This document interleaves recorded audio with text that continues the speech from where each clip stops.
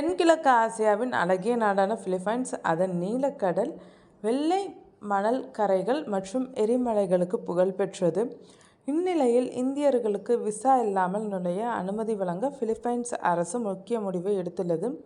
Delhi Philippines தூதரகத்தின் தகவலின்படி, இந்தியர்களுக்கு குறுகிய காலத்துக்கான 2 வகையான விசா இல்லாத நுழைவு அனுமதி வழங்கப்படுகிறது. 14 நாள் அனுமதி. சுற்றுலா நோக்கத்தில் இந்தியர்கள் விசா இல்லாமல் 14 நாட்கள் பிலிப்பைன்ஸில் தங்கலாம். ஆனால் இதை நீட்டிக்கவோ மாற்றவோ முடியாது. 30 நாள் அனுமதி. America, Japan, Canada, Australia, Singapore போன்ற நாடுகளில் செல்லுபடியாகும் விசா அல்லது நிரந்தர குடியிருப்புடன் உள்ள இந்தியர்களுக்கு 30 நாள் விசா இல்லாமல் தங்க அனுமதி அளிக்கப்படும். தகுதி இல்லாதவர்கள் விசா வாயிலாக பயணிக்கலாம் என்றும் தூதரகம் அறிவித்துள்ளது.